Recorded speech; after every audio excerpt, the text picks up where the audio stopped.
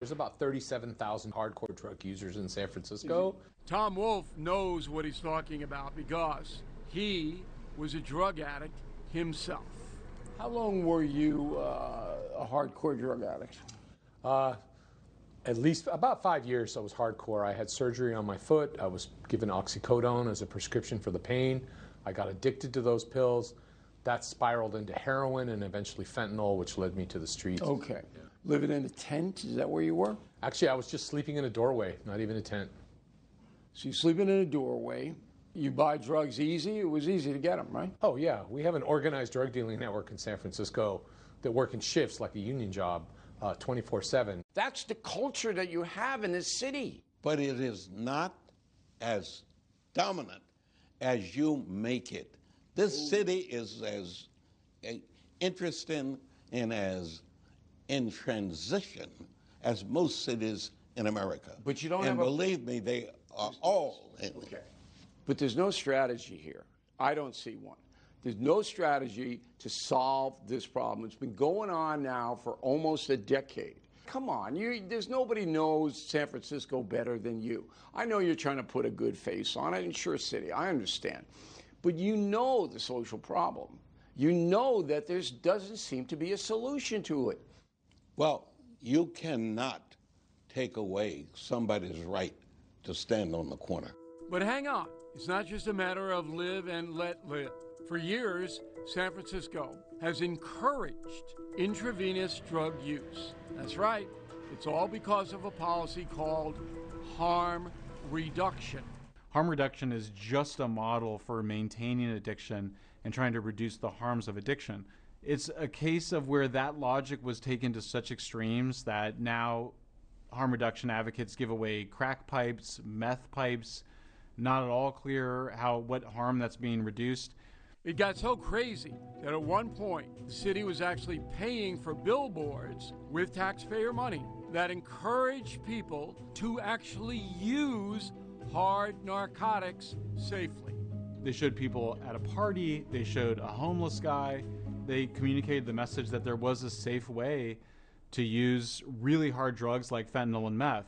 The irony, says Schellenberger, is that San Francisco, like most of California, is no libertarian free-for-all, at least not for the rest of us. It's the ultimate nanny state when it comes to legal but unhealthy substances like food chemicals and especially tobacco. San Francisco has cracked down severely on secondhand smoke, so you would think, okay, then they're going to be against the secondhand smoke from smoking fentanyl and meth, but on the contrary, within the progressive mind, by definition, if you're homeless, if you're a street addict, you are a victim, and everything to you should be given and nothing required.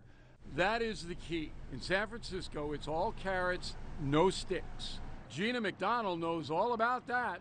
She was an addict on these streets. We have permanent supportive housing in the city where they literally take a person off the street and put them in a room alone.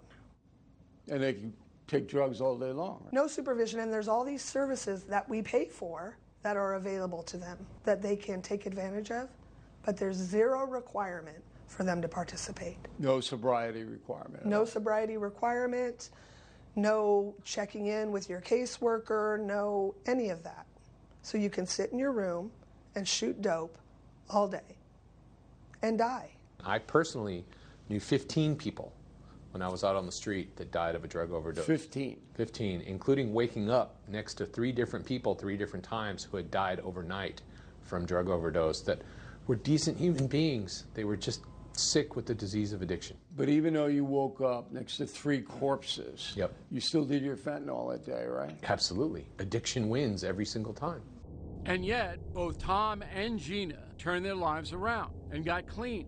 How did they do it? Well, they got locked up. I thank God every day for Alameda County Sheriff for putting me in handcuffs, putting me in the back of a car. So the system actually saved you because you went so far over that you had to be put in a facility against your will. You don't want to be in there, right? But they did that. Now, that's an interesting lesson. The moral of that story is simple. You have to hold people accountable for their destructive behavior. If you ever want that behavior to change. Thank you for watching. Subscribe below and download our NewsNation app right now on your phone, and you will get fact-based, unbiased news for all Americans.